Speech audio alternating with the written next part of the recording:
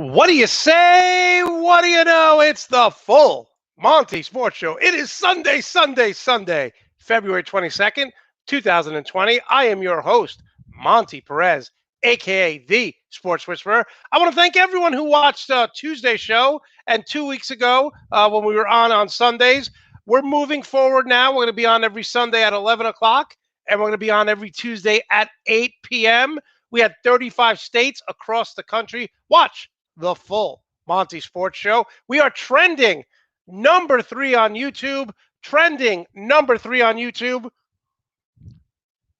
And don't forget, as I take my sip of coffee, we have our little drinking game here.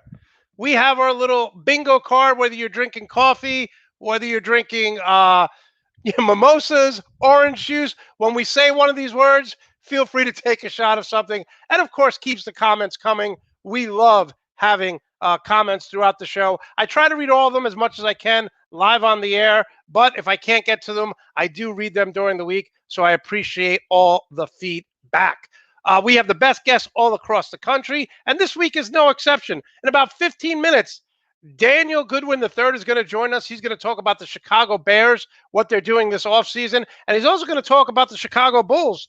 And then, in about 40 minutes from now, Michael KB, the real Mike KB, writer for CBS Sports, is going to join us to talk about everything you need to know about the NBA. So excited about the NBA season. And as you see my boy there, Joel Embiid, having a monster year, had 50 points the other night.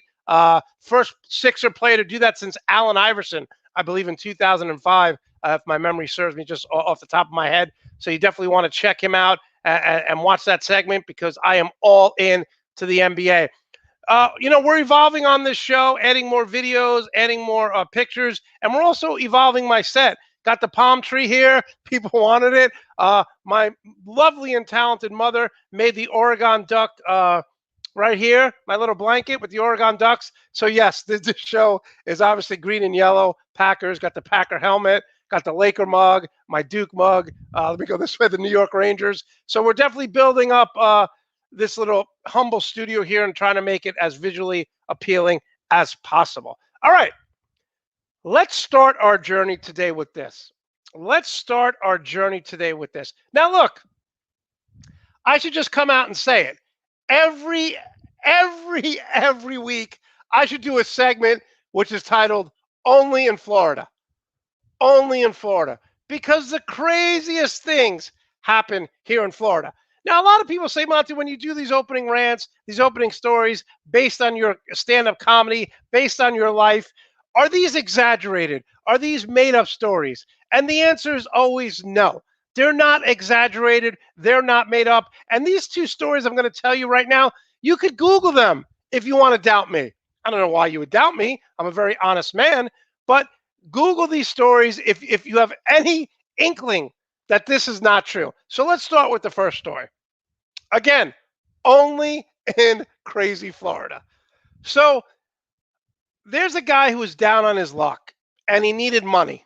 And he said to himself, I'm going to rob not a bank, not a grocery store that has plenty of cash. He says, I'm going to rob a Wendy's. So what does he do here in Florida? Again, true story. He takes an alligator that he captured through a drive-through window in Wendy's, and he tells them to give him the money or they're going to be hurt. Now, they're like, I don't see a gun in this guy's hand. He throws the alligator through the drive-through window.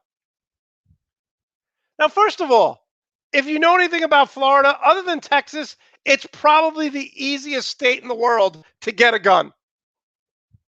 But this guy was down in his luck, so maybe he couldn't afford a gun. He threw an alligator through the windows of a Wendy's drive-thru. Can you imagine if you're online and you're like, what the hell's the holdup? You want to get some Wendy's and you see a guy throw an alligator through the window. Now, here's the best part. The police arrested him. They returned the alligator back into the wild. No drugs they said this was not drug related, and they obviously fined him, and he had to go 6 months to see a therapist to work out his anger issues. No drug related. You capture an alligator and you think, I'm going to rob a Wendy's? No drugs. 3 to 6 months therapy. Now, second story, man, in Florida. There's a guy in Florida who hates Tom Brady so much that every time Tom Brady wins a Super Bowl, he has to go to therapy for 6 months because he's so depressed. If he's in a relationship, he breaks it off if Tom Brady wins the Super Bowl. He said, and I quote on the news show that I watched, Tom Brady has ruined my life and Tom Brady has gave me clinical depression. First of all, a good job by the reporter. The reporter asked the gentleman in Florida, do you bet? Is that why you get depressed? He goes, no, I don't gamble at all.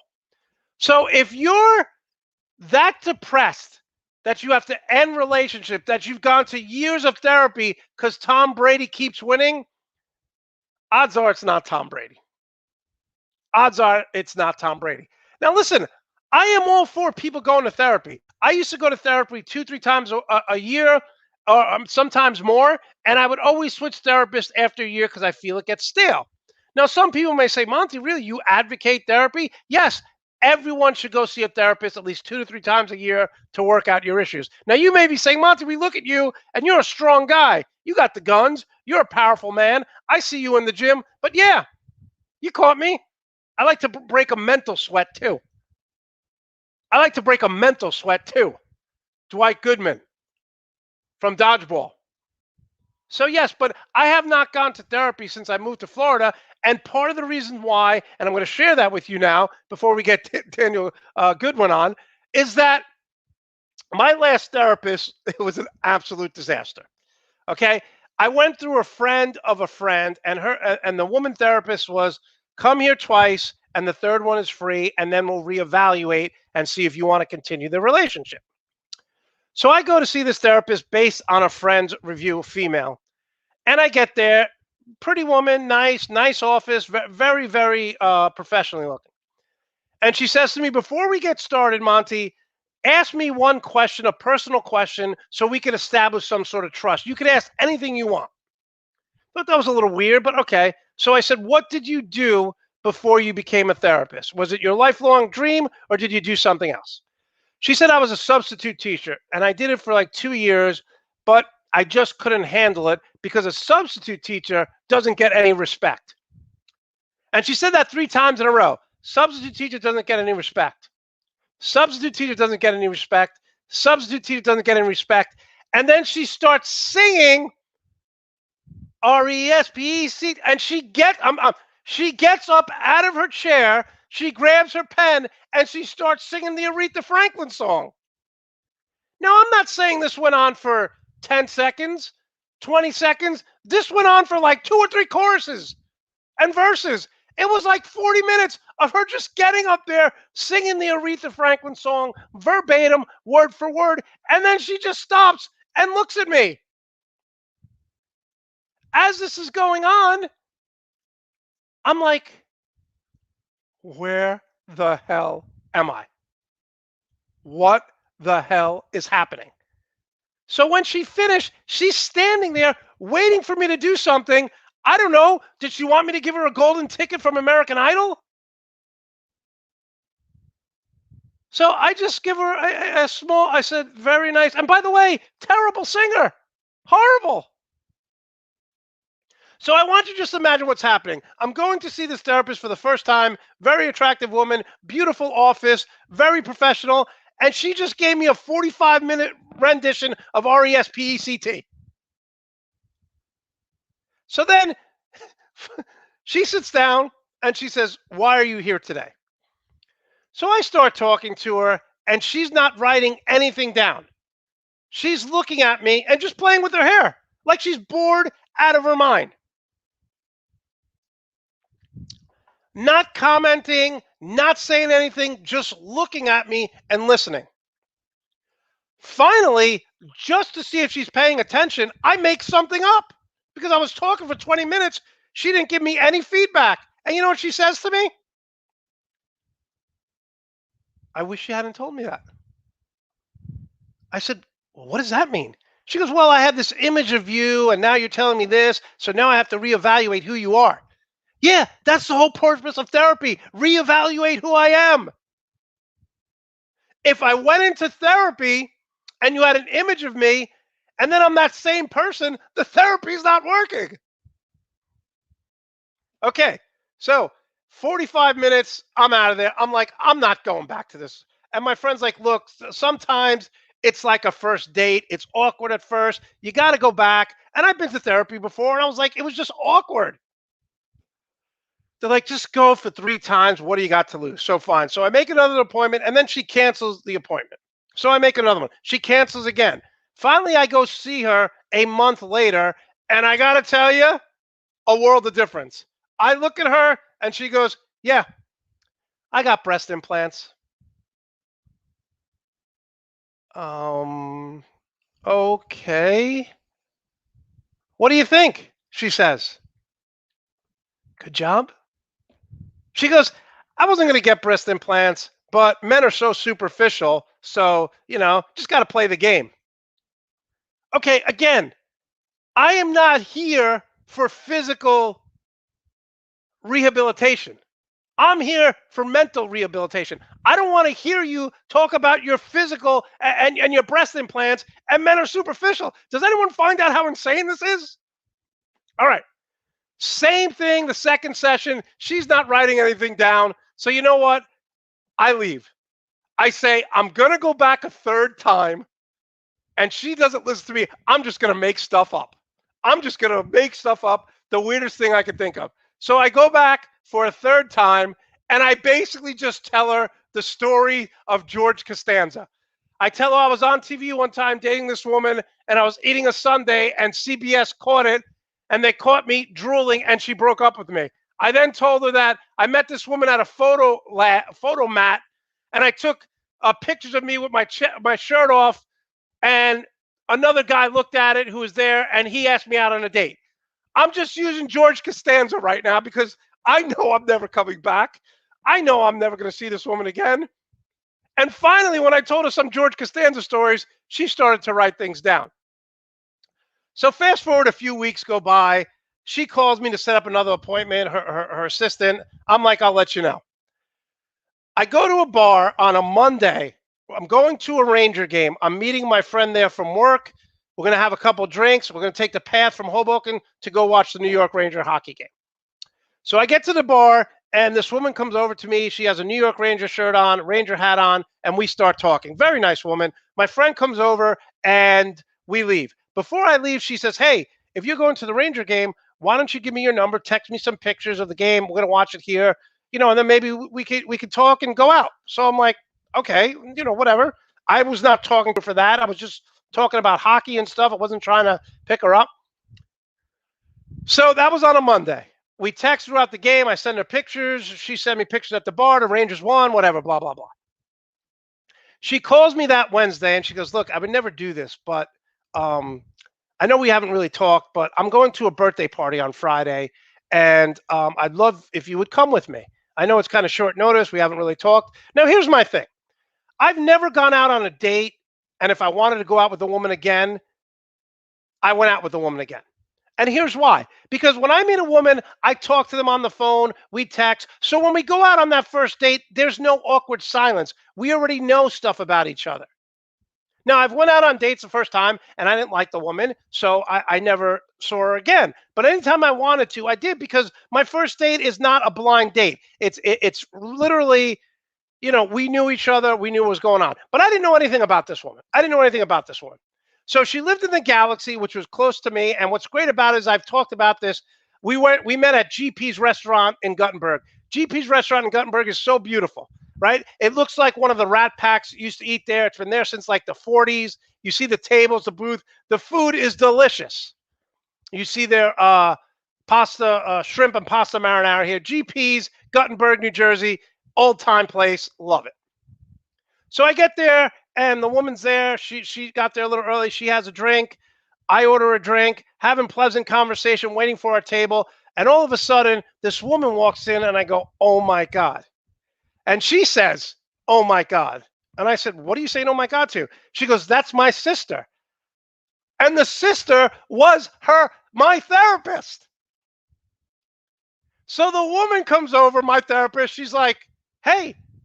And the awkward look that I gave her when she was singing RSPECT, she gave me when she realized I was on a date with her younger sister. The look of fright on her face. So, I wouldn't care normally if I was dating someone who I went to see and they were a therapist, but I made up so much stuff about myself. It was just basically all the crazy things that happened on Seinfeld. She thought that I was just some crazy George Costanza type character. She has a drink with us. Then her sister says, do you want to eat dinner with us? And she says, no, I'm going to meet a friend. I just stopped in for a drink. Went out, had a great time with the woman. Never, ever, ever saw her again.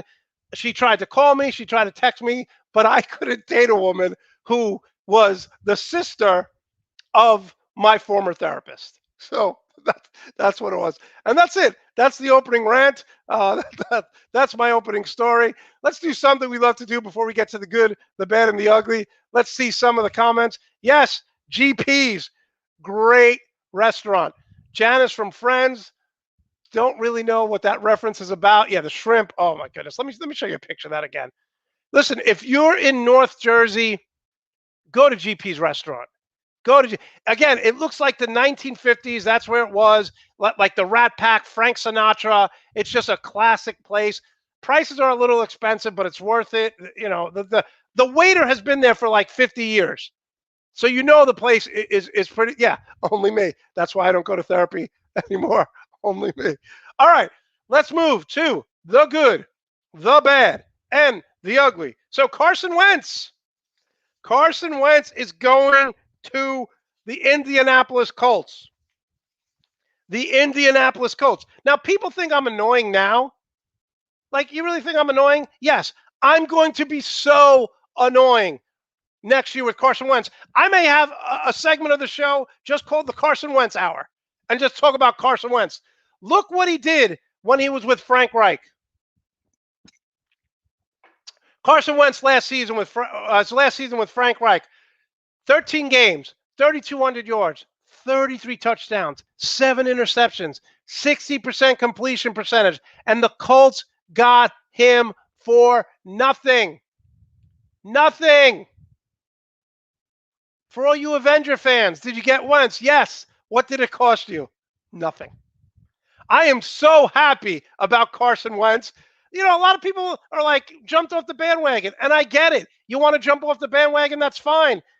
People jumped off the bandwagon last year with Joel Embiid. Not this guy. I'm going to be so annoying when the Colts win the division and Carson Wentz is playing in the AFC East Championship. Now, let's move to the bad. Look, I'll be the first to admit, I defend NBA players all the time. They want to sit out. Major League Baseball players miss a game a week. They rest. So I get that NBA players want to rest. But what the Cleveland Cavaliers are doing is absolutely atrocious right here. Andre Drummond is on the trading block, and they're sitting him until he's traded. I don't know if Blake Griffin's going to retire. I know this much. Blake Griffin, 50% of his shots are three-point shots. He went from being a power dunker to a shooter. But he's not playing either. I don't know what the hell the NBA is doing here. I understand you want to rest your guys. You don't want them to get traded. But make a deal already. You can't have NBA players sitting all the time. This is why fans really get annoyed. Load management and BS like this. And I'll defend NBA players if you want to sit. If LeBron James wants to play 72 games instead of playing the entire season, I get it. Take a night off. Rest your hamstring. But when healthy players are just sitting down for no reason because you want to trade them, that's BS. The commissioner needs to get involved. And now, unfortunately, to the very, very ugly, we did the good, the bad, and now the ugly. Chiefs assistant coach Britt Reed, the son of head coach Andy Reid, admitted he was drinking alcohol before a car accident on Thursday night, which injured 2 children. 2 young children were injured in the crash, according to Action News. One of them was a 5-year-old who suffered life-threatening injuries. The crash happened shortly after 9 p.m. Look, I don't know if you guys know anything about Andy Reid's children. He's got 5 kids, and a couple of them are a mess. Look, we all have issues. We all have family issues. My family is no picnic. Your family is no. There's always some crazy conspiracy theorists, people who don't fit in. Thank God my family is all healthy. Okay, you can say that about my family. We're not addicted to drugs. We're not thieves. We're pretty honest people. But Andy Reid, there's something really going wrong here. His one son died, was in prison, died of heroin overdose. And here's what I don't understand. There are 2 things that I don't tolerate, and that's domestic violence against women and when you drive drunk, and here's why. The NBA, Major League Baseball, NHL, NBA, Major League Soccer, they have a policy. Don't ask, don't tell. You have a number that you could call. And anytime you're drunk, you're high, you're stoned, you don't feel like you're capable of driving, you call that number, you get picked up, no question asked. This is a son who's had a history of drug and alcohol problems. What the hell is he doing driving a car after he's been drinking? I have no tolerance for that. The judge told Andy Reid and his wife, they said, look, I'm not here to place judgment on you, but there's something really wrong in your household when your kids continue to commit crimes and they're all on drugs. Now, not all of them are, but the 3 sons were. And this is just disgusting. The guy's turning his life around. And I understand if he's an addict, get help. And I understand if he's an addict and he fell off the wagon and he started drinking or something happened. But for God's sake, and this just doesn't go for him, how many more DUIs are we going to see when you have Uber, you have Lyft, you have taxis, and you have a plethora of other ways to get to and from where you need to go? And there you have it. That is the good, the bad, and the ugly. Yeah, exactly. That's a good point. We really should add Carson Wentz, my boy Carson Wentz, to the drinking game, because let me tell you, I'm annoying now. I'm going to be really annoying. Can I just leave this here for the rest of the show? I mean, it's between Carson Wentz and Joel Embiid, and I'm not even a Philadelphia fan. How about that? I'm not even a Philadelphia fan. And yes, unfortunately, they are all enablers. All right, let's bring on one of our favorite guests, Daniel Goodwin. How are you today? I'm doing well. How are you? I'm doing good. Love that hat. Is that new? It's fairly new, I guess. I've had it for a little while. That is a very nice hat. Let's get your Chicago Bears background up. We have a lot of people who follow this show who want to talk about the Bears, want to know what they're doing. Look, on the outside looking in, Matt Nagy, 12-4, 8-8, 8-8, 28-20. Not great, but he's made the playoffs 2 out of 3 years. So do we like him? Do we want to move off him? Man, I'm of the mindset that I wanted to move away from him. There's just some things that have going on that I'm not happy with. He is 28-20, which is, you can't complain. If you compare that to other guys, 2 out of the 3 playoffs, though. 2 out of 3. Yeah. But I could argue that in spite of Matt Nagy, we made 2 out of 3 playoffs. And the reason I say that is because so you're taking the opposite way. All right. I'm taking the opposite way. They made the playoffs despite him. Look, I give you this. He's good with some of his players, right? He keeps the locker room fun. For the most part, they buy in. You don't have a lot of people complaining and going to the media complaining and crying and things like that. And I get that. That's needed in the locker room. But at the same time, we need somebody that's harder, a little bit harder, instead of trying to be the players' friends, being their coach, being their authoritarian. Because we got some guys that just – they do whatever they want to do, and it's no consequences behind it. The fighting on the field, cryptic tweets that guys put out constantly. These things I agree right there. Reflective of the coach. When there's cryptic, I say this all the time. You don't want you don't want the White House leaking. We had a guy in the White House. There was leaks all the time, right? Exactly. Whatever you want to say about Barack Obama, there was no leaks. Okay, right.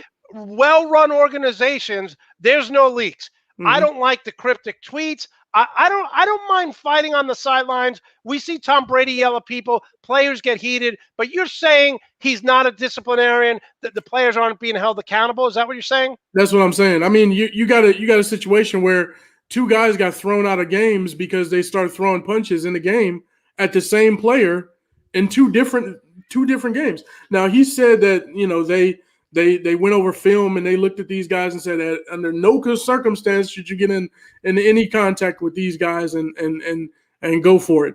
And lo and behold, it happened. You know what I mean? And I don't think he holds those guys to accountability. I don't think the wide receiver coach does as well. So I think they both have a issue there. And 28 and 20, he was able to hang on to his job. There's something to be said about that. I knew that was going to happen. I knew that was going to be said. So if they walked away from him, you would have been fine with it? I would have been okay with it. Yeah, absolutely. Okay. All right. Let's talk about this defense. What do they need to do this offseason with draft picks, signing players? We know they're super talented. We had some players step up. What do you like about this defense? Where are they going in the offseason? Well, I like the fact that they're young, and a lot of people say that they're older. But our oldest player really as a starter is really it's actually Akeem Hicks. Akeem Hicks is 31, but everybody else is under that. It's a good mix. It's a good mix of veterans and right. Okay. So you got that, and I think it's a really good. That's a really good situation for the Bears. Defensively, I think we have some pieces. We have a bad salary in Robert Quinn. I'm not happy with that because of the production that he was able to put out this year. It wasn't conducive to what his contract is paying him. But we have the opportunity, of course, to get J.J. Watt, which is a good thing. I know he's coming off of a lot of injuries and he's been beat up the last several seasons, but he's a 5 technique that can fit into our scheme. And if you rotate him right with guys like Bilal Nichols and things like that, then we'll be able to keep him healthy over the course of the year, and he'll be able to produce something if we're able to get him. I'm not saying we got him, but we have a good chance. It doesn't hurt that his wife plays for the Chicago Red Stars in the soccer league. I've lost. Isn't that just a temporary solution to a long-term problem? Because J.J. Watt's on the back nine of his career. Don't you want to target maybe someone a little younger, whether it's the draft or free agency? Or you're saying, you know what, let's bring him here. I'll take him for a year or two. No, I'll take him for a year or two. And the reason why is because we always need a good leader. We got Khalil Mack over there, but J.J. Watt is more of a vocal leader.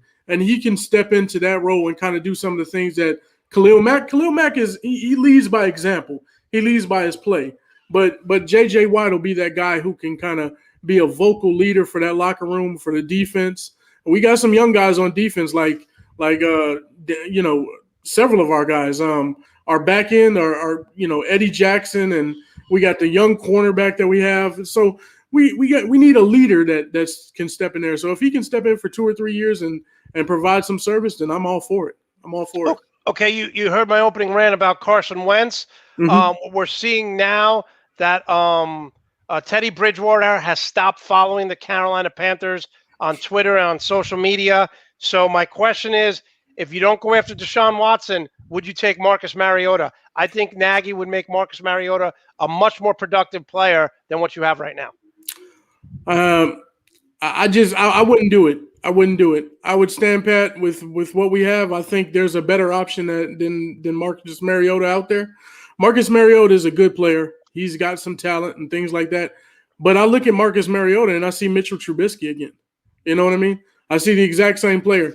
So if it didn't work with Mitchell Trubisky and you said he had deficiencies that you could not work with, why would you bring in Marcus Mariota, who's essentially the same player? I'm a little biased. I think that Marcus Mariota, first of all, he's a better runner. I think he won't turn the ball over as much. Marcus Mariota has never had an offensive coach till this year, and John Gruden, and you saw what he did against the Chargers in an offensive system. But so you're saying if it's not Deshaun Watson and you don't want to bring back Mitchell Trubisky, where do you guys go?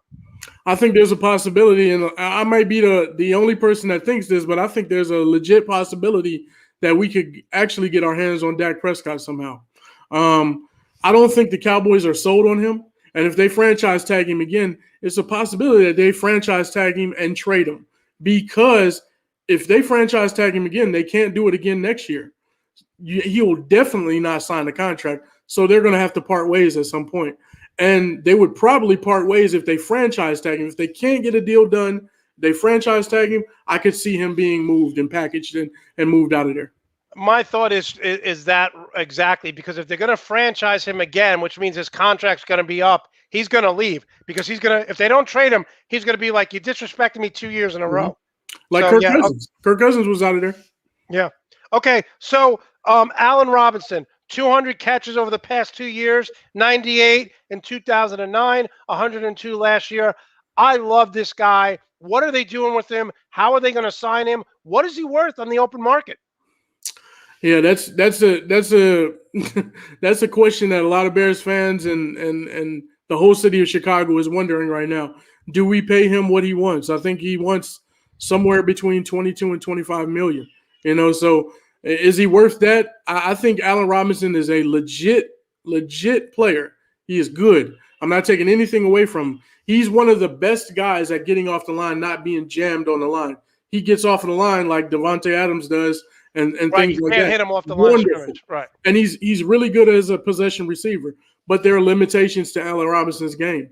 When I look at Allen Robinson, do I see Julio Jones? Do I see Devontae Adams? Do I see DeAndre Hopkins? Do I see all these top tier guys who are getting paid $25, $22, $27 million? I don't see that. I see a guy who is a really good possession receiver, and he has flourished, of course, in Chicago's offense, but his yards per catch is lower than anybody else's. He doesn't get a lot of rack yardage, running after catch. Right. Yeah, he doesn't get a lot of that. So there's some things that are left to be desired there.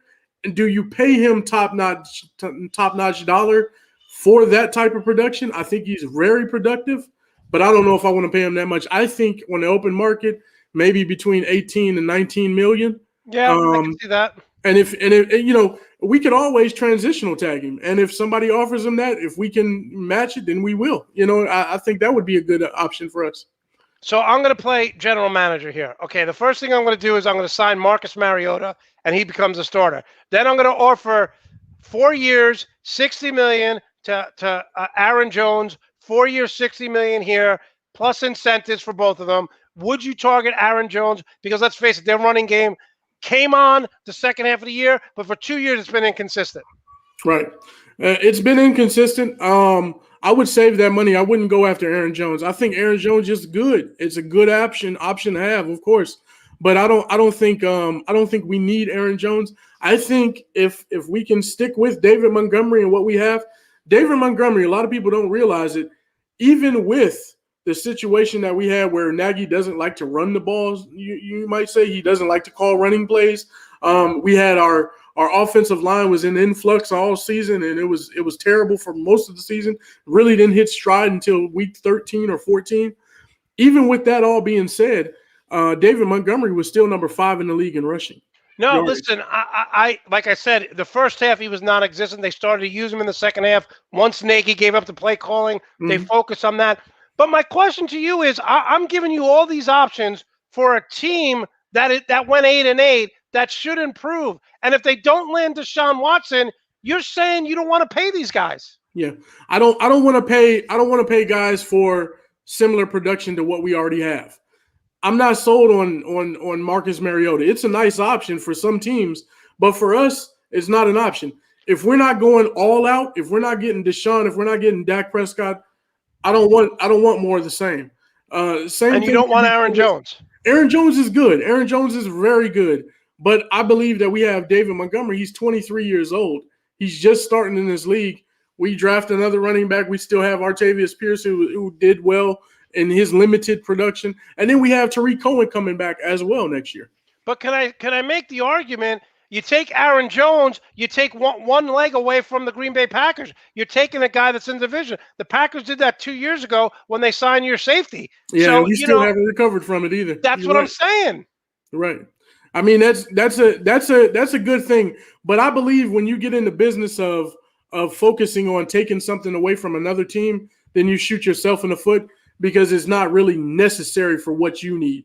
I think there are bigger holes and bigger issues that we have than the running back position. Although it would be nice to snatch him away, and I hope he goes somewhere else and leaves the division, of course. But I just think there are bigger needs like left tackle. There are bigger needs like inside linebacker depth. There are bigger needs like having somebody at the strong safety position to help Eddie Jackson because he's not a thumper. He's a guy who plays the field. He's a center fielder. So you let him be a ball hawk, and you need a strong safety that can bring the lumber down and hit people and play in the box sometimes, and that really will help out Eddie Jackson. So those are the issues that I think we need to shore up before we start focusing on those things. Andrea brings up a good point. Where is it right here? Does Nagy even know? So Nagy's not going to call the plays anymore, right? He gave it up and he's done, right? Moving forward, is that what's going to happen? Please tell me he's not going back to calling the plays. I can't tell you. I can't tell you one way or another. I know that there are several times in games where I looked at a play and I saw a play being called and I said, "Hey, that's Matt Nagy all day," And then I look at a press conference and I hear Matt Nagy saying, "Well, I tried to stay out of it."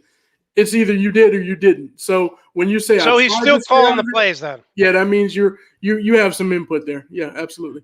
Okay, so what's the ceiling for this team if they stand pat and make one or two moves? Are we looking at 9-7, 10-6 again? Are the Packers still the favorite in the division? Or if they get Deshaun Watson, I'll put them right up there. But let's just go with the argument they're not going to get him. Let's say they get Dak Prescott. Mm-hmm. Anything less than 11 wins, Nagy's out the window, right? This is a make or break year for him.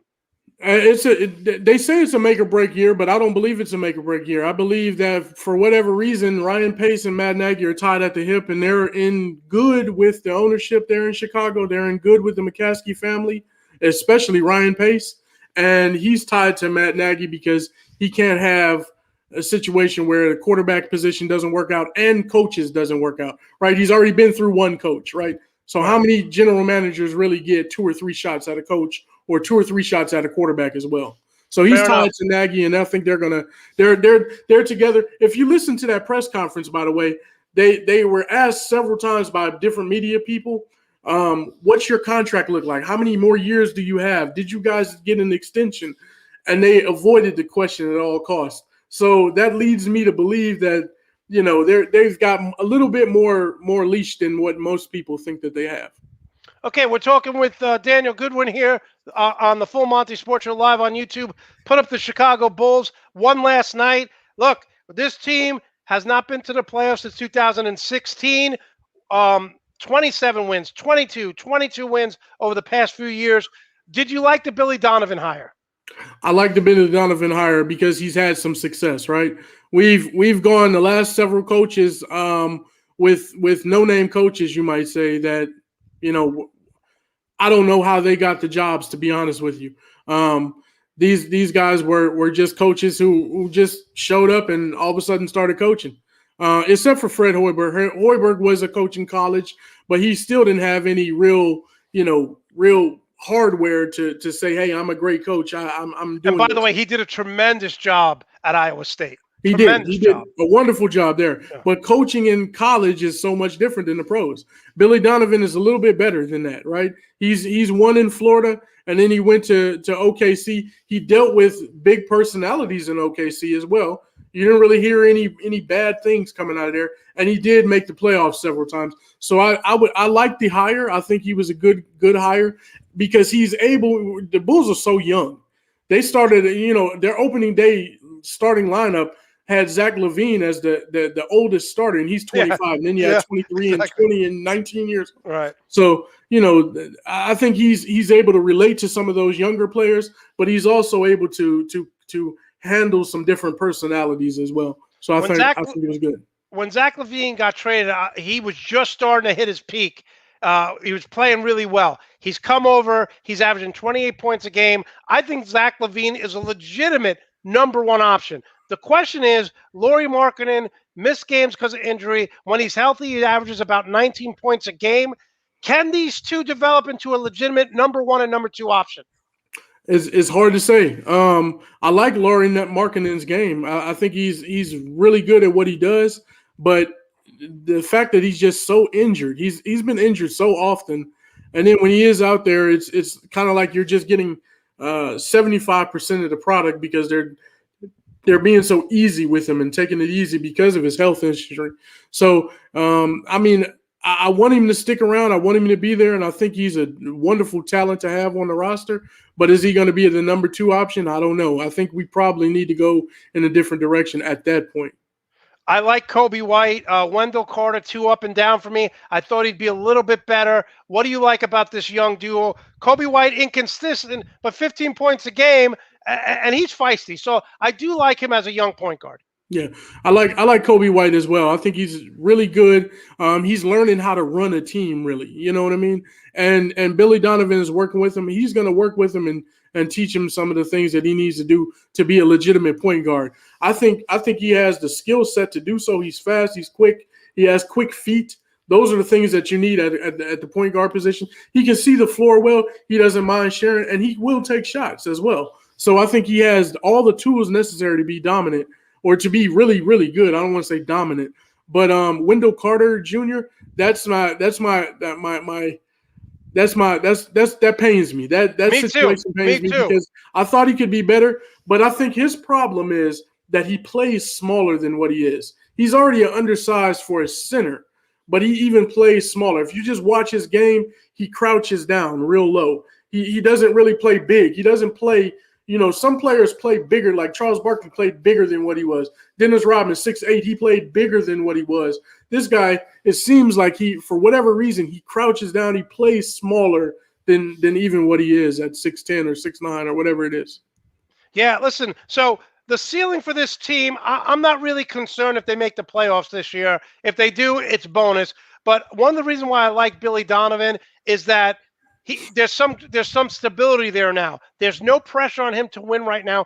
Listen, they're not bad. They're going to compete for an 8 seed because the East is weak. But do you think they go out and be super aggressive in the trade deadline, or do you think they trade, and maybe stockpile picks and just keep building for the future? What I want them to do is to be aggressive. What they will end up doing is probably laying back and stockpiling picks and playing for the draft. What I want them to do is, we talked about, I think we didn't talk about it, but you spoke about a player that I wouldn't mind having in Chicago's lineup, and that is Andre Drummond. If we could trade for him, that would be great, because that is the type of player that we need at the center position. You have your shooters in Markkanen. You have your wing players in Zach LaVine and Patrick Williams, and you got a nice point guard. You need a center who's going to dominate the rebounding. He also scores 17 and 13. Listen, he's a double machine. Yeah, he's a double machine. And he also can play some defense, block some shots. Yeah. So if we could be aggressive and go get him, I think that would be great. Of course, you'd have to sign him again, but we let that happen when it comes. Yeah, I think honestly, I think right now, if you go after Andre Drummond, that first of all, people think Andre Drummond's like 32. Oh, he's 27, right? 26, 27 years old. Yeah, he's not. He's a veteran, but he's not old. No, and not at all. In a place in Cleveland, he puts up numbers wherever he goes. Is there someone else besides Drummond that you would think, hey, maybe let's go after this guy? Is there anyone else on your mind right now? What's the biggest weakness of this team? I think the biggest weakness is, wow, that's a tough one. That's a tough one, because we do have a lot of positions and a lot of guys that play different positions. I think the biggest weakness is probably our center position. Right. So we need to shore that up somehow, some way. Andre Drummond is the ideal candidate for that, in my opinion. But I don't think the Bulls will pull the trigger on it for some reason. I really do. But I wish they would. I really do wish they would. I might campaign for it. Listen, I watched the game last night. Really like. I mean, they were ahead. Then they blew the lead. Zach LaVine hit a couple big shots. I think they're playing hard for Billy Donovan. I think they buy in. It's not like this. Okay, when I used to watch the Chicago Bulls play, it's like they were never the same team game in, game out, which means they had no leadership at the head coach position. So I think Billy Donovan brings some stability, and I think this team should get better over the next few years. Absolutely. I agree with you 100%. I think the Bulls had no identity last year, and the year before they just had, it was just a smorgasbord of players and whatever. And we just started different lineups every single week and every single day.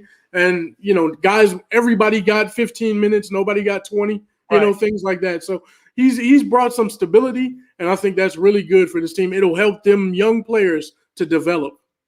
All right, Dan, thanks so much for taking the time out. How can we follow you? How can we support you? Fans love when you come on. They're calling you Dan the Man. I guess that's, Andrea with the nicknames. So how can we follow you? How can we support you and follow you on social media? Well, I appreciate it. Thank you for having me. That's number one. You're always a gracious host. I enjoy being here, really do. You can follow me on social media at Dan Goodwin III. I'm on there and I'm talking about the Bulls. I'm talking about Twitter or not on. I'm on Twitter, on Facebook, all of that stuff. But I'm talking about the Bulls, the Bears, the Blackhawks, all of them. So I'm a Chicago diehard through and through. So we appreciate it. Andrea, thank you very much. You're kind and wonderful being here. I really enjoyed it. We'll have you on down the road. Love talking Chicago sports with you. Really appreciate you taking the time out. All right, now. Y'all have Take a good care. one. All right, that was Dan the Man getting it done. Dan doing a very, very good job. Listen, I love having Dan on because two things. One, he's passionate, and two, knowledgeable. And he's not a homer. A lot of times you get people and they're just homers, and he really, really, really breaks down Chicago Bears, the Chicago Bulls, what you need to know about the team. So that was Dan doing. Let's give Dan a nice big round of applause for doing a great job. Yes, some people are saying that, can I make the argument should be part of our bingo drinking game? So we'll figure it out. Maybe Laura will make us another one because obviously we're not going to be talking as much football as we normally do on Sunday. And the Tuesday show, always NBA. Speaking of NBA, we're going to bring on Michael KB now. He is an NBA writer for CBS Sport. Mike, thanks so much for joining the Full Monty Sports Show. How are you today? Absolutely, man. I'm doing well. Thanks for having me on. Listen, anytime I could talk NBA, I do these Sunday shows, and I spent the whole winter talking NFL. So by the time, the Super Bowl is over, I'm pumped up. I'm ready to talk NBA. Let's get right to it. Doc Rivers and Quinn Snyder, by far coaches of the year right now for the Philadelphia 76ers and the Utah Jazz. Talk about them, what they've done. I told everyone, don't give up on Joel Embiid.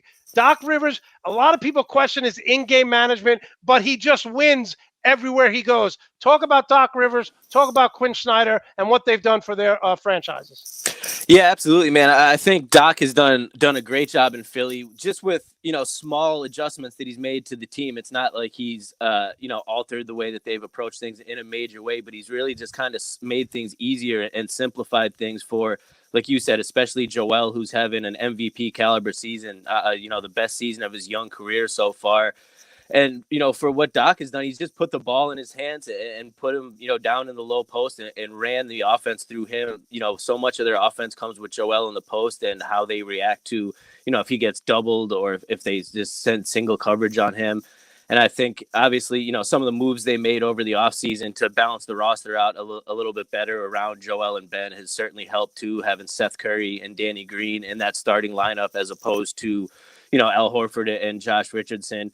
And I think, Doc, obviously, he has the respect that the players had. I think it got to a point with Brett Brown in Philadelphia that, not that they didn't like Brett or respect him, but I think it came time to be, it just happens where you need a new voice, someone to come in there, switch things up a little bit. And Doc was a guy that the players really respected. Tobias Harris obviously is having an all-star caliber season, and I think a lot of that has to do with Doc, kind of unlocking his game, simplifying things for him, telling him, listen, we want you to shoot threes at a high clip, and we want you to attack the basket. Don't think about it so much when you get the ball. Don't worry, about what you're going to do. Just, play your game. And I think it's translated to on-court success so far, obviously. So, he's done a great job in Philly. And on the other side of the coast, Quinn Snyder in Utah, it's almost a different type of situation because Quinn has, almost the exact same roster and team that he had last year in Utah. And they're just playing at, an extremely high level that I don't think, not a ton of people expected after, they looked pretty good in the bubble. They had that epic first round series with the Nuggets that went 7 games. And then this year they've just gone all in on, obviously shooting the three and playing great defense. And to me, that's a recipe for success in today's NBA when you can lock guys up on one end of the floor and then come down on the other end and they have, multiple guys. It's not just Donovan Mitchell and Rudy Gobert. Jordan Clarkson comes in and gives them a lot of buckets. He's 6th man of the year right now, right? Oh, for sure. He has to be the leading candidate. He does so much for them on the offensive end. Bogdanovich, Ingles, just everyone they seem to bring into their rotation has a very clearly defined role. They know what they're going to do. And to me, the Jazz are, a legitimate contender for that exact reason. They have the closer in Mitchell that they can give the ball to down the stretch. And then, around him, they have guys that can hit shots and play defense. And like I said, I think in today's NBA, that's a recipe for success. You bring up a great point with Doc Rivers. One of the things I love when I'm watching the Sixers now is, other than Ben Simmons, who's a great distributor, it was almost, I don't know if this was Jimmy Butler, but it was almost the ball was sticking. Tobias Harris would hold the ball and he would think. Joel Embiid would get the ball and he would just think. Now they're getting the ball and they're making a move right away. People don't realize this, but Tobias Harris was an absolute stud before he came to Philadelphia. And something happened with him and Jimmy Butler. And then last year, he was overthinking too much. He is now scoring 18, 19 points a game. He's going to get you 7, 8 rebounds, 3 or 4 assists. And what I love about this team defensively, you bring in Danny Green, you bring in Dwight Howard, but the length they have. People don't realize that Seth Curry's a very good defender. So the length of this team kind of reminds me of the Lakers' length they had last year. Yeah, absolutely. I definitely agree with that. You start things off with Ben, who's definitely a defensive player of the year candidate, potentially the most versatile defender in the NBA when you consider the, plethora of positions that he's tasked with guarding. He can guard, a point guard all the way through a power forward or sometimes even a center. Tobias Harris for his, position is a solid defender, not great, but but they're just so long. They're all over 6'6". Yeah, and then you bring in Matisse Thybulle, who's another excellent defender, and they've actually been playing some zone defense with Ben Simmons and Matisse Thybulle at the top of that zone, and that goes exactly what you were saying. The length of those two guys at the top of the zone has made it very difficult for opposing offenses to make entry passes and to initiate the offense. So that's definitely a huge part of it for sure. So they lost last night, but I love this Portland Trailblazer team. They're winning without 3 of their starters, right? They're without C.J. McCollum, they're without Nurkic, and they're without Zach Collins. And they're winning with backup players. Carmelo Anthony's coming off the bench. Say whatever you want about Damian Lillard. I think Damian Lillard, along with Joel Embiid, are right now the front runners with Jokic as the MVP. What do you like about this Portland team? Because when they get healthy, you talked about the Utah depth. This team is going to be 8-9 deep with legitimate scorers coming off the bench. Yeah, absolutely. I love this Portland team, and they're a team coming into the season I think a lot of people thought could make a legitimate run toward the Western Conference Finals, if not the NBA Finals. And like you said, they've just been absolutely decimated by injury so far. But the fact that they've been able to stay afloat, I think it's a testament to a couple things. Obviously, the greatness of Damian Lillard, who, like you said, is probably a top 3 MVP candidate at this point in time. And for me, he's easily one of my favorite players to watch in the league on a nightly basis. You watch a Blazers game and you're in for a show. He's going to give it his all. He's going to play, up to superstar level on a nightly basis. And to me, when they are able to get their full complement of players back, after the All-Star break heading into the postseason, they could be an extremely dangerous team that, to me in a series could potentially upset anyone when you're talking about getting CJ back in the fold, obviously getting Nurkic back in the fold to complement, Dame. And you've seen growth of some of the other guys, Gary Trent and Derrick Jones, things like that. They have good depth behind in the front court, obviously with Covington and Carmelo and as Cantor. They're just Covington has been a great shooter for that team early on. He's been on fire from 3. Yeah, absolutely. And he brings it on both ends. Like you said, he spaces the floor around Dame, and he can take, the tougher defensive assignments on the other end. So to me, they're another team that has, a really well-rounded roster. And when they're fully healthy, they can be, as dangerous as anyone in the West for sure. So the Nuggets are the 8th seed in the West. We're seeing Miami. They beat the Lakers last night, but they struggled. We see the Nuggets struggle. The only team that made it to the Final Four that's not struggling right now is the Lakers, even though they're without Anthony Davis. What has been the problem? I know they've had some injuries. What has been the problem with the Nuggets? Because they look really sluggish. They're 16-13 right now. Yeah, they've gotten out to a really slow start. And to me, I actually just wrote about it at CBS earlier last week. It's Jamal Murray to me. He hasn't, I know he just had a 50-point game, and I wrote this before that. But this season, to me, he just hasn't taken the step forward that I think a lot of people expected to see from him after his performance that he had down in the bubble in Orlando. He was, a dominant player down in Orlando. He's one of the bigger stories. He had, 2 50-point games in that first-round series against Utah, and he was that other piece for the Nuggets. You obviously already know what you're going to get with Jokic on a night-out basis. He's in that MVP conversation that we were talking about. Also, he's having, another phenomenal season. And in Orlando, Murray was that guy that, Jokic is going to give you 30, but Murray could also be giving you 30, 35 any night. And this season, it's just, for me, it's been inconsistent. He's had some solid games. He's gone out and dropped 30 and then followed that up with a 5-point performance and a 12-point performance.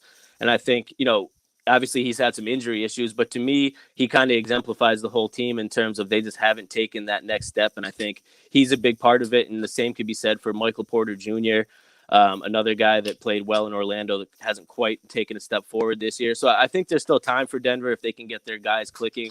But, like you said, so far it's definitely been underwhelming, especially compared to how they looked in the bubble.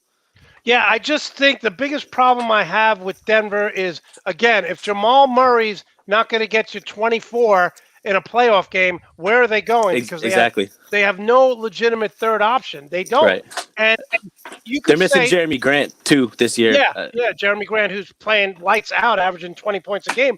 But the point with the Denver Nuggets here is, now you could say, okay, the Lakers don't have a third option. Maybe it's Kuzma, but he's not consistent. But when LeBron or AD have a bad game in the playoffs, it's 27-5. When Jamal Murray has a bad game, it's 13-4. You see what I'm saying? So yeah, absolutely. Where's the second or third option coming from? I love Michael Porter Jr., but he hasn't stayed healthy, and he's super inconsistent as well. Right, and I think that's their problem. It's just a matter of consistency and not having those options. I do think missing Jeremy Grant was a huge part of it. He was kind of a glue guy for them last year, that he didn't necessarily need to score 20 or 30 every game, but he would give you rebounds, he would give you assists, he would give you versatile defense. And like you said, no one else has really kind of stepped into that role. Murray and Porter Jr. have just kind of plateaued. So for me, it's Denver is a concern that there's just not enough, on the offensive end to keep up with teams, and they're also not a juggernaut defensively. That's not really been their MO in recent years with Jokic. So, to me, they are in a bit of trouble unless Murray's able to kind of snap back into that form that we saw last summer.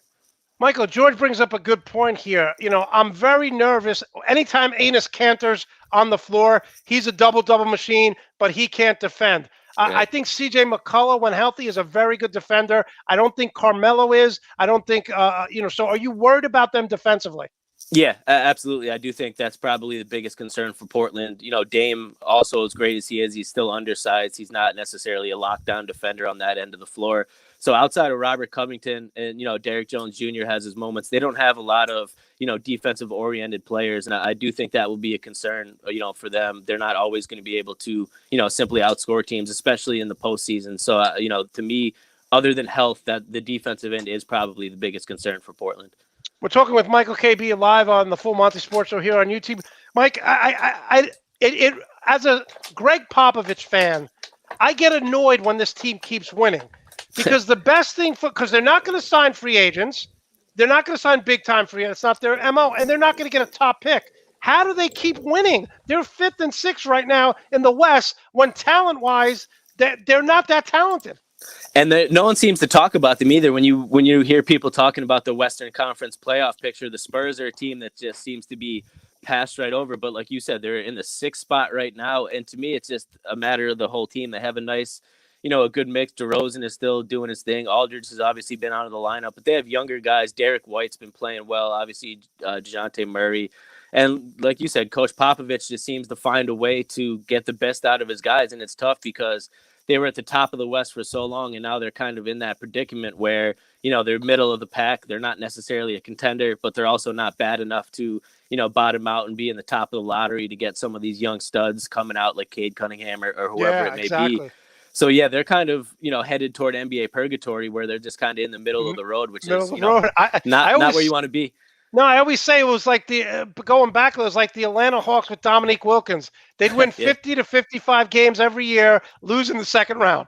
Just good enough to win games. And I think DeJounte Murray has really played better. Derek White and DeMar DeRozan, he's leading the team in assists, almost 7 assists a game now. And he's stepped out a little bit to shoot the 3 where he never did before. But the problem with the Spurs, and I say this all the time, even when they were a little bit better over the past few years with DeRozan, their 2 best scorers in LaMarcus Aldridge and DeRozan don't stretch the floor. Yep. So when you have, right, like AD and LeBron can shoot the 3. Kawhi Leonard, Paul George. They have two of their leading scorers, not this year with LaMarcus Aldridge, but for years they couldn't shoot the three. Yeah, absolutely. And those two specifically, not only don't they shoot the three, they're both known as, mid-range players in terms of DeRozan and Aldridge. And that's just kind of counterintuitive to the way the game is played today. They just don't have those weapons from the outside. So to me, the Spurs, they are kind of a surprising story this season, but they also have a ceiling that, for their team right now that, like you said, I don't think that they have the potential to really, they could make the playoffs, maybe, give a good fight in the first round, but the way they're currently constructed, especially going against some of these other teams in the West, they just don't have the upside. And I think the lack of perimeter shooting is a big part of it in the game today. Mike, I just want to ask you this quick question because I saw this on your Twitter feed. I ride my bike about 50 miles a week, exercise. Is this in Fort Lauderdale? Because I pass this all the. Is that Absolutely. Fort Lauderdale? Yep. That's right by my house. Really? Yeah, it's like 2 miles from my house. Wow. A lot of people have asked me where it was, and no one's actually known off the top of their head. Yeah, my buddy got married down there 2 summers ago, and I was down there for a week and was at that court playing, and I thought it was a beautiful backdrop to have a basketball court in the ocean right there. What more could you want? It's like a dream situation. Every time I ride my bike early in the morning, I always pass that. Next time I do, I'll take a picture for you. Definitely. Yeah, when I saw this, I was like, "Is that Fort Lauderdale?" Because I was shocked that you had that up there. All right, we got a couple minutes left here, Mike. Lakers need to make some moves. I would like them to go after Al Horford because I don't see him staying long in OKC. I would like them to get another shooter. I don't think as constituted right now, this team, they lost Dwight Howard, JaVale McGee, which was huge because I don't think Marc Gasol is athletic enough. One of the things that those guys did when the Lakers got beat off the dribble, they were there protecting the rim. What are the Lakers going to do to improve this team at the deadline? Yeah, that's a great question. And it's tough because they don't have a ton of flexibility, salary cap wise, but you've seen obviously ever since AD went out, they lost, last night, it's tough. And you're asking at this point without Anthony Davis, you're asking, a 36-year-old LeBron James to carry the load during the regular season, which is basically, it's so frustrating to me because LeBron all the time has to be the best player every night. Yeah, and at this point in his career, that's pretty much the opposite of what you wanted to be the case. Exactly. You want him his minutes to be. He hasn't missed a game yet this season. He's playing the same amount of minutes, if not more, as he always has. So I don't want to say it's panic time in LA, but it's definitely clear they need to make some moves. I do think another big guy, like you said, I know Andre Drummond's name has come up for them. Demarcus Cousins, who's now going to be parting ways with the Houston Rockets. Can I ask you about that? Everyone keeps talking about Demarcus Cousins, and my thing is, he's been on 3 teams in the last 3 years. No one wants him. So what's the upside of signing him? I think it's just a low risk, medium reward situation. It's not even high reward. It's definitely not high reward at this point. But I think it's a situation where, you're obviously not going to be paying him much. And he still has, some of that, potential and ability that he had. And if you're getting him, for the Lakers situation, it would be obviously a reserve role where you're asking him to play maybe 10, 15 minutes a game. In light of other options, I think it's not the worst move they could make, but I definitely agree. He's not, when you hear the name Demarcus Cousins a few years ago, you're like, wow, that's a game changer. At this point, it would just be, kind of a body to fill in the rotation. He has a great relationship with Anthony Davis. He does. Yeah, absolutely. And obviously he was on the Lakers earlier last season. He didn't really obviously get to play at all, but he has familiarity with that organization. So I do think they'll be looking to add a big guy. And I think they could use another perimeter creator from the wing. So much of it we were just talking about. They run their offense a lot through Anthony Davis, either at the elbow or the post. And when he's out, so much of it is, on LeBron's shoulders to create. They have a lot of specialists around him, guys that can shoot, but not a lot of guys that you can just, give the ball to in an ISO and say, here, go make something happen. And I think they would really benefit, from adding another guy like that, whether it's a starter or someone you bring off the bench, that you can just take a little bit of that pressure off LeBron to, get buckets for yourself and other players. I was watching the game last night, and you just hit the nail on the head because Miami Heat had Duncan Robinson on. They had Tyler Hero. Jimmy Butler wasn't on the court, and LeBron's on the bench, and no one could create a shot off the dribble for the Lakers. They were dribbling, not going anywhere. They were going sideways instead of going towards the basket. So getting a player to create off the dribble would really, really be important. All right, the big question here, I know it's early, but first, give us your MVP. Who wins the MVP? This is tough. I guess I'm going to have to go with a little bit of bias. I'm here based in Philadelphia. I cover the Sixers. I've watched Joel Embiid every game this season, night in, night out. For me, LeBron is right there every single year. You'll never hear me say a bad word about LeBron, but to me, Joel is just on another level this season. I've watched how he's elevated the Sixers. I've watched how he's elevated his game. The Sixers are at the top of the East. They're looking like a legitimate contender, and Joel is putting up numbers that, you just don't see from big men anymore. So to me, it's a close race. You can have, Dame in there, LeBron, Jokic. But to me, so at this point in the season, Joel is the top of the food chain in the MVP discussion. In my preseason article, I wrote, and I'll quote what I wrote. Joel Embiid is going to win the MVP. He's going to put up Shaquille O'Neal-like numbers, and he's a better free throw shooter. What he's doing right now, and I didn't look this up, but I think it's the first time, I think you tweeted this, the first time a Philadelphia 76er has scored 50 points since Allen Iverson in 2005. Yep. He's Shaquille O'Neal-like numbers and a better free throw shooter. Yeah, and more efficient too. He's, much more efficient. Yes. There's no way to guard him at this point. Shaq was guardable. Joel has everything. He has the face up. He has the post up. He's gotten so much better this year at handling double teams. That was a big issue for him in the past. This year, he's embracing it, looking for his teammates. And, we were talking about Doc earlier. I think that's part of what he's done. He's done a really good job of instilling offense for when Joe gets doubled. He knows where to look. He knows where the cutters are going to be. He knows where his shooters are going to be. And he just, he has it all clicking. Has to be double teamed every single night, basically every possession, and it still isn't working. And, the Sixers are winning games. You were pretty much right in your prediction in my eyes so far. Listen, my friend Andrea is putting Embiid, but I got to call her out because for 2 years she didn't like Joel Embiid. All of a sudden I say he's the MVP. He's playing great, and everyone's jumping on the Joel Embiid bandwagon. Explain this to me, who covers the Sixers. I know they have not had great chemistry with Ben Simmons, but people were making fun of Joel Embiid when Kawhi Leonard hit that game-winning shot and he was crying. And my thing is, I don't expect my players to cry, but I'd rather have that reaction than James Harden, who after they lose Game 6 to the Spurs, he gets his shot blocked. He's out partying in a club. Don't you want your players to care?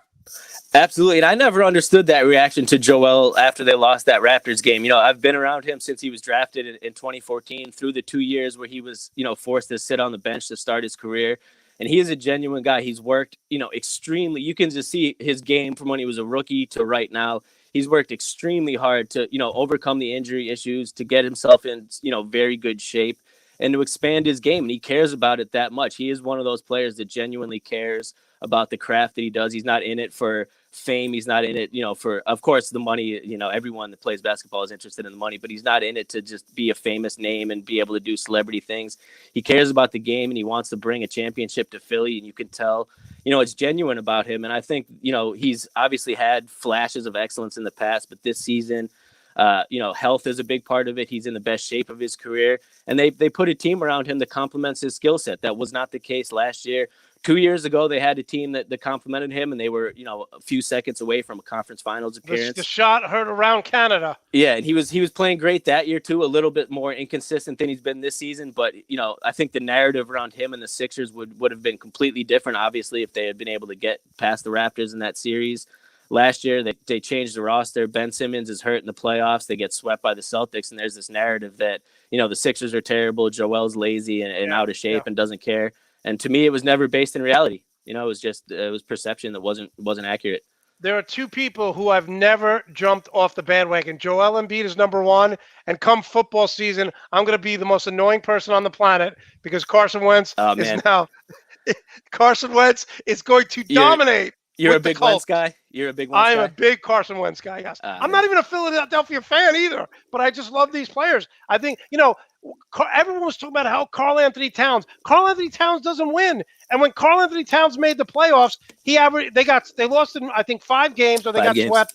He averaged 15 points, 13 rebounds. Joel Embiid is putting up Shaq-like numbers, and people are still like, yeah, but there's always an excuse for him. Why? Where's the hatred? Yeah, and I truly don't understand. I think that, he obviously is a little bit loud. He's had his social media antics. He's not afraid to, blow his own horn and, boast himself up. I think that rubs people. People in Philly love it. I think on a national level, maybe his antics rub people the wrong way. And there's still the narrative that he misses a lot of games. But the past couple of years, sure, he has some games, but that's, if you look across the landscape of the league, other than LeBron, who we were talking about earlier, just not missing games. Virtually every player is missing a game here or there for injury management. And for Joel and the Sixers, the smartest thing is, you want to get him to the postseason as healthy as possible. That's the goal of half of the regular season is getting your team to the playoffs. And Joel's had issues in the past, and he's never going to be a guy that plays 82 games. And I think people, don't necessarily love that. But at the end of the day, if he's out on the court, the Sixers have, a legitimate chance to win every game. Okay, I got to stop you right there because at the end of the day is one of our bingo drinking phrases. So everyone feel free to take a shot, coffee, take a shot of mimosa. So you said end of the day. Thank you. Real quick before we move on with the Sixers here, they're not going to make any moves at the trading deadline, any big-time moves, right? This is the team they're going with? I do think they'll make moves, but not big-time moves at all. I think they'll look to bolster the bench, maybe bring in a stretch 4 or 5 to come in after Embiid and potentially another ball handler. We've seen. Would you take Cousins? No, I wouldn't want Demarcus Cousins. I was just watching him play. Houston was in Philly on Wednesday, and I was at that game, and I was actually telling the people that I was sitting by that it looked like he was, wasn't even really trying. He was trotting around. He wasn't playing very hard. Didn't look like he was that interested. And to me, that's not the type of, player that you need to bring into a locker room like Philadelphia's right now.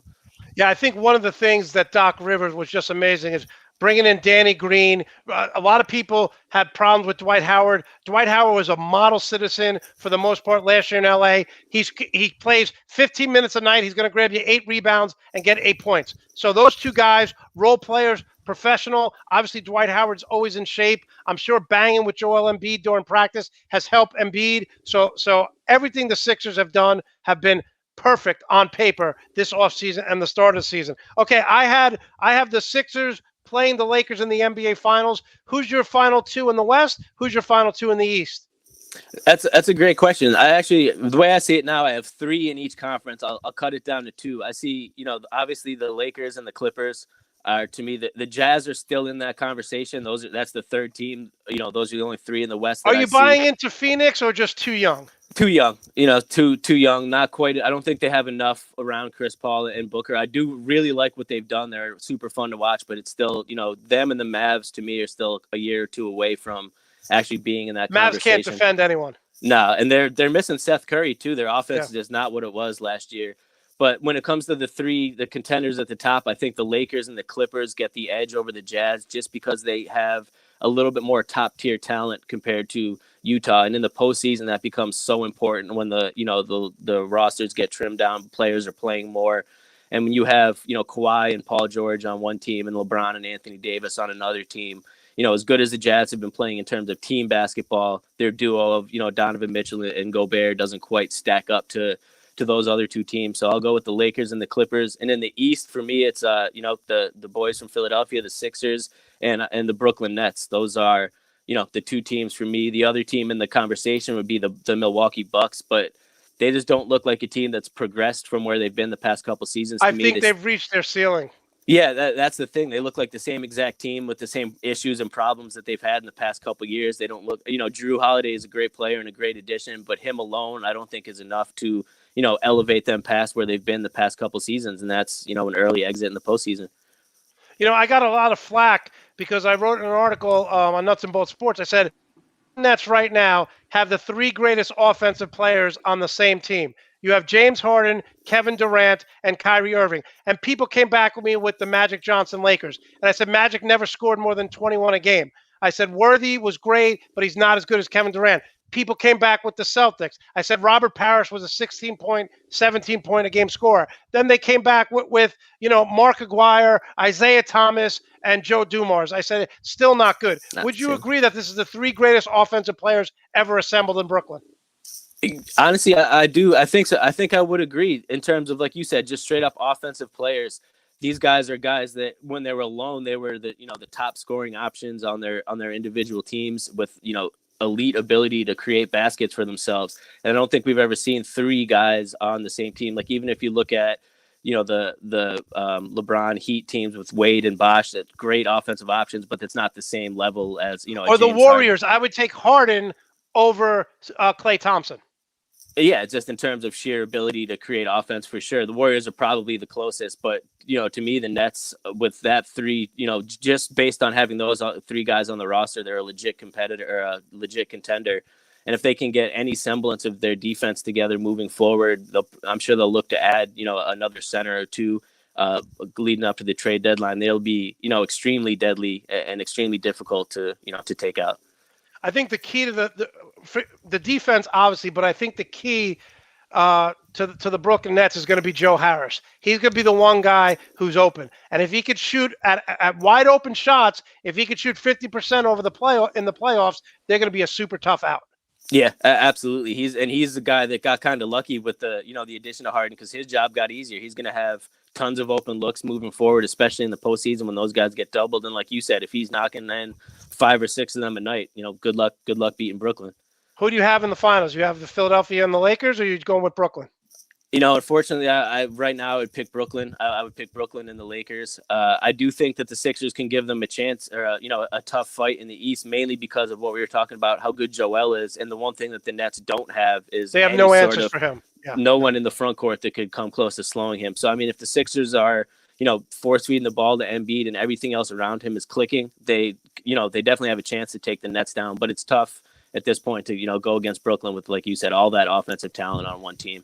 Final question, and then we'll see how we could follow and support your career. I want to thank you so much for coming on. So last year, the Boston went out to L.A., okay? And Jason Tatum dominated the Lakers, scored, I think, 38, dominated the Clippers, had 42 points. I thought that was his coming out party. I know he's had COVID. Celtics have played better, but why do the Celtics look so bad right now? They almost look like Milwaukee, like they've peaked. I think Brad Stevens is a great coach. Is it Marcus Smart? You talk about the glue with Grant and Denver. Is losing Marcus Smart that important to that team? I don't think you could just pin it all on Marcus Smart. He's definitely important, and they're definitely missing him, and I'm sure they would have a couple more wins over the past couple of weeks if he was in the lineup. But for me, coming into the season, they were a team that I was just not that high on, even after the run they made to get to the Eastern Conference Finals last year. They're just, to me, they're a really top-heavy team. Obviously Jason Tatum and Jaylen Brown have been great this season, and they're both, all-stars and great caliber players. But then you have those two, and after them, to me, it's a dramatic drop-off. Kemba Walker's been, obviously he was out at the beginning of the season, and he struggled to look like his old self so far this season. It's been really inconsistent.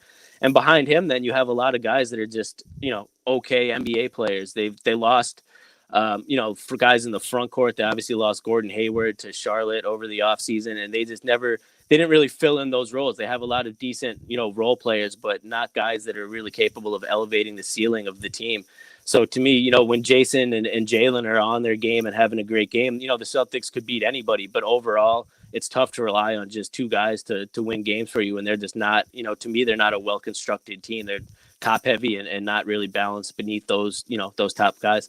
Michael, I don't know if you noticed, but if you look at my background, I don't know if you notice I'm an Oregon Duck guy, but can you talk about Peyton Pritchard? Because when he went to the Celtics, I was like, this guy could definitely help them. He's feisty. There's nothing I could say about this guy in watching him play in college that he does great, but he just makes plays.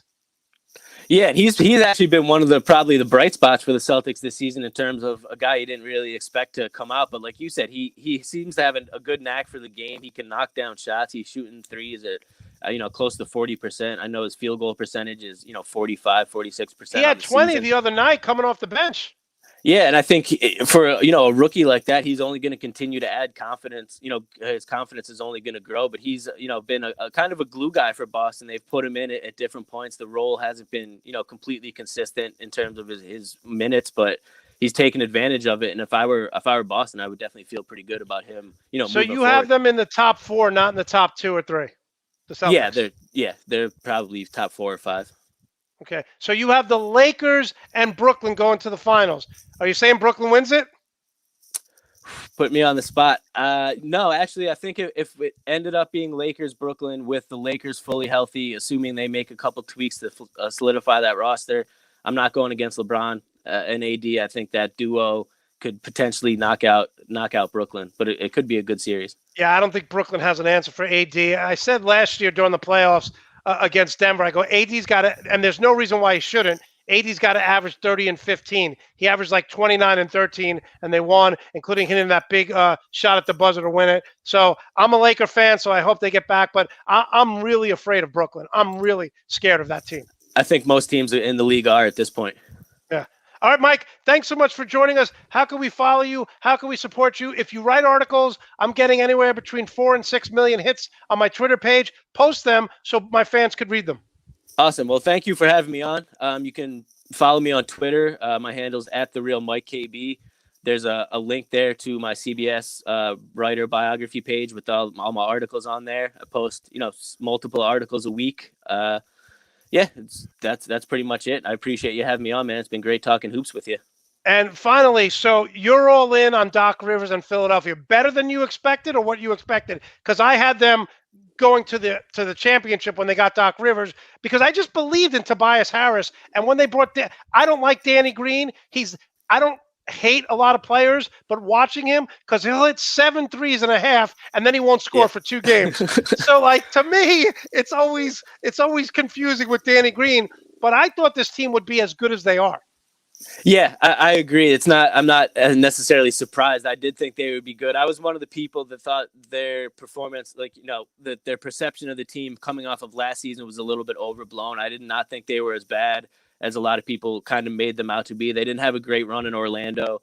They weren't a great road team, but they were absolutely dominant at home. They had a roster that didn't necessarily fit their best players. And as soon as they made some tweaks and brought in Daryl Morey, who obviously changed the roster on draft night quickly, I thought that we would see a dominant Joel. We would see Ben do what he's capable of doing. And I think so far, so good in Philly. They just have to keep it up. One of the players I want to watch for and getting Danny Green and obviously Tobias Harris shooting better and getting Curry, it kind of minimizes Ben Simmons' inability to shoot the three. Do you think J.J. Redick, who's not happy in New Orleans, do you think J.J. Redick lands with the Lakers? He goes to Philly. Where do you think J.J. Redick, would you like him to come back to Philly? To be honest, I don't think they really need him at this point in his career. They could obviously always use the shooting, but he's just become, so one-dimensional. I felt like at his last year in Philly, there were times where he was kind of hard to keep on the floor, especially on the defensive end. And, from all the games that I've watched with him in the Pelicans over the past 2 years, it just seems like, which is to be expected. He's been in the league for a long time. He's lost a step. And I just think that, the Sixers have guys that are capable of shooting at this point that they don't necessarily need to bring him back. I honestly wouldn't be shocked to see him, scary thought enough, I wouldn't be shocked to see him wind up in Brooklyn. Wow. That's where he has family there. He lives there. When he was on the Sixers, when he was on the Sixers, he commuted to Philly from Brooklyn. If he gets bought out in New Orleans and the Nets could add him for really cheap, another shooter to surround those 3 guys with, that would probably be my guess of where he'll end up. Final thought. I grew up as a Met and Boston Red Sox fan, and I never understood why the Yankees hated the Red Sox until 2003-04 when the Red Sox came down from 2003, and the Red Sox kind of have surpassed them over the last decade. But George puts us up. I don't understand why Laker fans continue to hate the Clippers. He puts in Staples Center, the Lakers hang championship banners, Clippers hang selfies.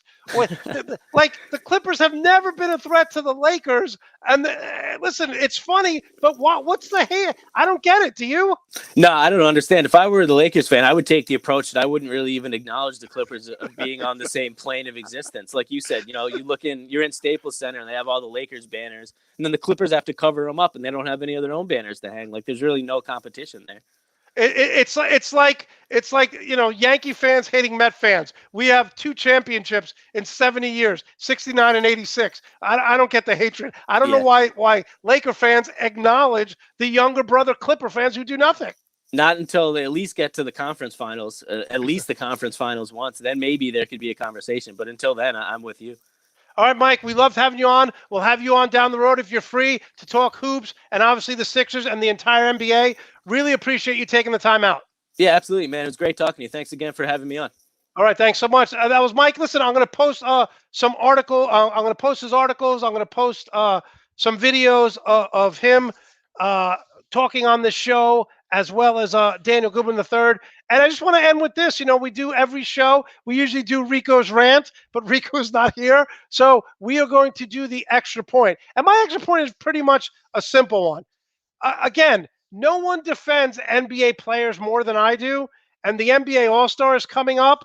But I got to tell you, with COVID-19, with a shortened season, I could care less about the All-Star game. The All-Star game is for the fans, right? You have the slam dunk contest. I mean, look at the arena. The arena is packed for slam dunk contests, 3-point shooting contests, the skills competition.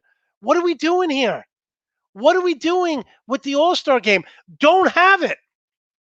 I have friends of mine, I have my family members who still don't think COVID is real.